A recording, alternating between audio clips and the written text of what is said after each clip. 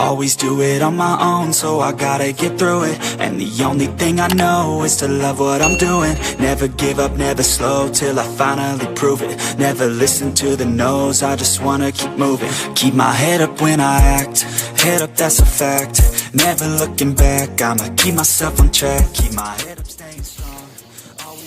Assalamualaikum warahmatullahi wabarakatuh. Kembali lagi di channel Lembu Express. Di kesempatan pagi hari ini saya ingin membuat video tentang jam makan dan jam kombor, jam minum sapi di kandang saya ini. Jadi seperti yang panjenengan lihat sedaya di depan saya ini sedang makan komboran, kombor kering kalau di kandang saya ini. Nah, seperti ini makannya mereka. Jadi bak pakan keadaan kosong, jadi sisa-sisa tadi malam sudah dibersihin semua. Nah, lalu ini dikasih kombor jam 7 sampai jam 8-an lah, sekitar jam itu.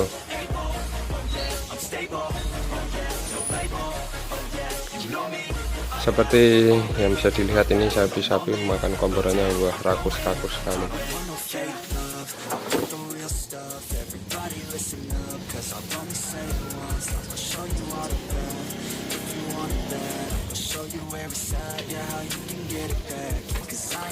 Lalu apabila ada pertanyaan mengapa lebih suka kombor kering daripada kombor basah, yaitu kembali ke peternak-peternak saja.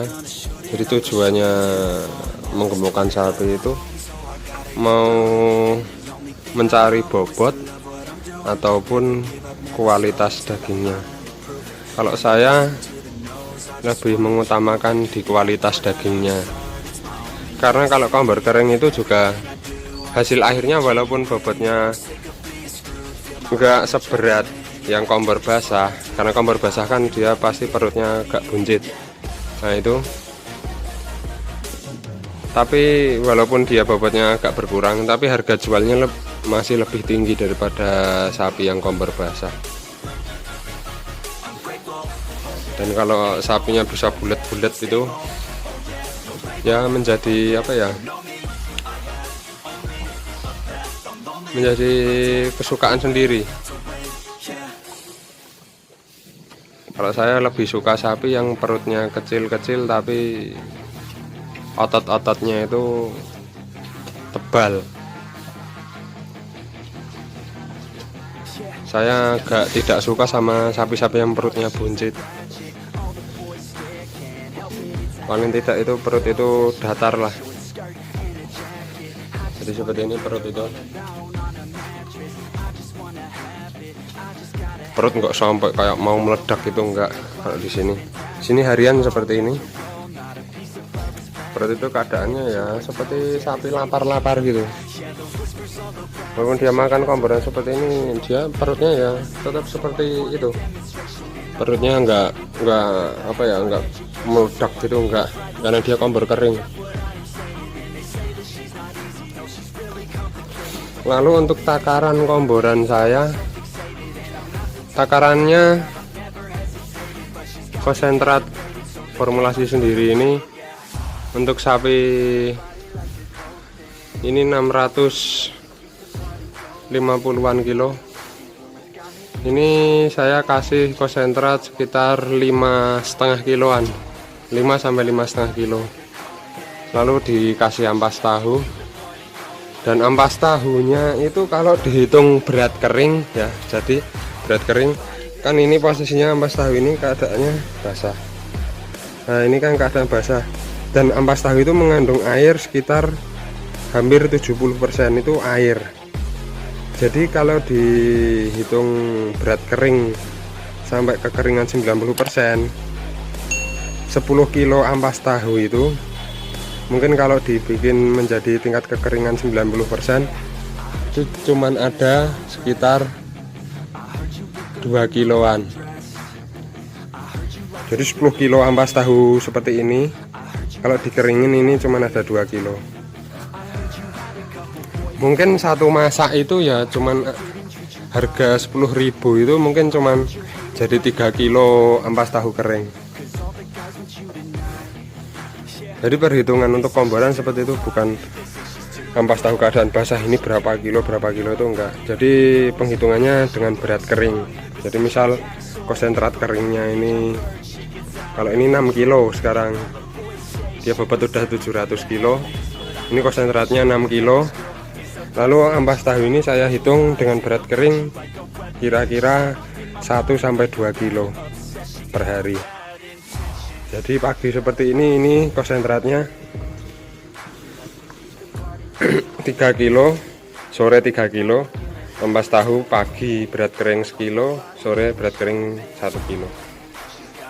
Itu cuman hitungan untuk berat kering ampas tahu. Jadi tidak, ampas tahu tidak saya keringkan, tidak, tapi itu untuk hitungan takaran kiloan berat kering. Ampas tahu ya tetap keadaan basah seperti ini, basah tapi udah saya press itu.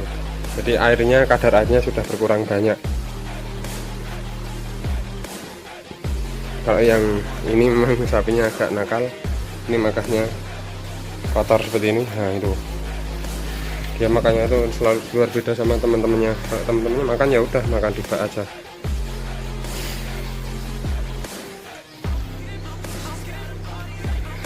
Lalu fungsi kombor kering selanjutnya bagi saya pribadi, nah ini sapi kan makan komboran tapi ngunyah-ngunyah, dan pastinya menghasilkan air liur dan menghasilkan enzimasi.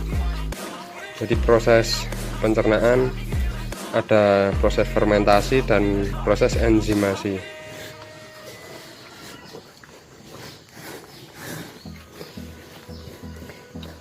Seperti makan rumput, jadi dia tetap mengunyah. Beda lagi kalau kombor basahnya sampai kadar air yang sangat tinggi itu dia cuman mau nyedot aja, nggak mengunyah-ngunyah seperti ini. Jadi keuntungan keduanya yaitu dia menghasilkan air liurnya bisa menjadikan proses enzimasi pada pencernaan, dan pastinya dapat terhindar dari kembung. Nah, saya cerita sama dokter itu seperti itu. Jadi kalau misal sapi atau hewan ternak kembung itu bisa disembuhkan atau bisa dicegah dengan hewan itu mengeluarkan air liur itu sendiri. Itu kata dokter seperti itu. Dan alhamdulillah di kandang saya ini belum, ya nggak minta tapi belum pernah ada sapi kembung di sini.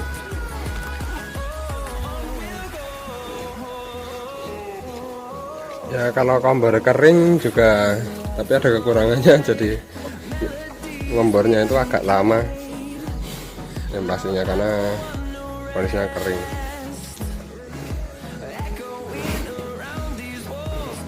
Jadi kondisi kering kan dia tetap, nah itu makan terus bukan bangun ya, jongok, dia ngunyah-ngunyah gitu, seperti ini, ngunyah-ngunyah kan jadi lama kan seperti ini prosesnya, dia nggak yemi, mengunyah-ngunyah.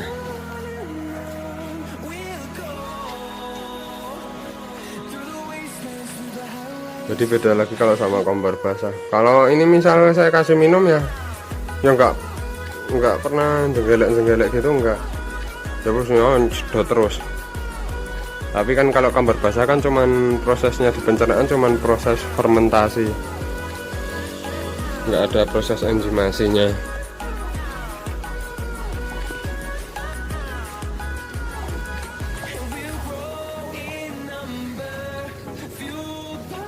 Kalau untuk jam kombor, penjadwalan di kandang saya ini pagi sekitar jam 7 pagi sampai jam 8 pagi. Ya mungkin telat-telatnya setengah 9 lah, itu udah telat. Jadi proses kombor seperti ini. Nanti jam 11, jam 10, jam 11 nanti bak pakan ini diisi air semua. Setelah diisi air, Nanti lanjut zuhur saya kasih jerami kering, jeraminya tuh jerami kering seperti itu. Lalu setelah zuhur itu dikasih jerami kering, nanti sekitar habis asar jam 4 setengah 5 itu dikombor lagi, dikombor kering lagi, kombor kering. Lalu nanti sebelum isya itu nanti diisi air lagi. Habis diisi air, malam makan ini hijauan. Lalu untuk takaran hijauan di tempat saya ini berapa? Jadi satu ikat ini, cuma satu ikat ini udah beda lagi ini. Nah, jadi satu ikat ini untuk sapi 4 ekor. Jadi kemarin kalau pas ada 6 ekor itu, ini 1,5 ikat ini atau 2 ikat seperti itu. Kalau untuk jerami kira-kira saja lah, kira-kira sampai sore habis gitu. Tapi ya mau seberapa ya biasanya jerami habis malahan.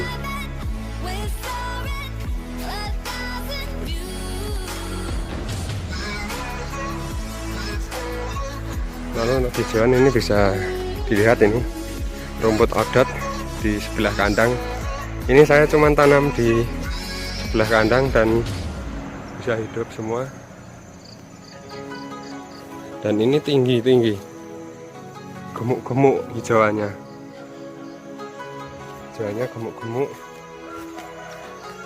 seperti ini hijauannya, dan sangat-sangat gemuk. Yang sebelah tengah ini malah tingginya mungkin hampir 1 meter ini. Yang ini, yang sebelah ini. Nah ini hampir 1 meter ini. Karena ini udah hampir atas perut saya, dada, hampir sedada saya, padahal tinggi saya 180 cm.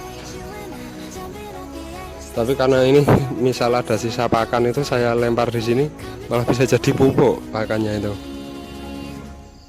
Nah seperti itu.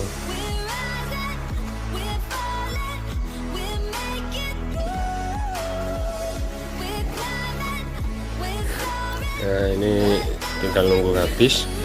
Tapi kalau misal nggak ditunggu nggak apa-apa, karena sudah pakai bak permanen. Udah pakai bak permanen itu udah apa ya, tenang aja lah. Kalau pakai ember itu kalau kompor kering susah, harus ditungguin. Karena makanya lama, kadang dibuat mainan nanti embernya itu.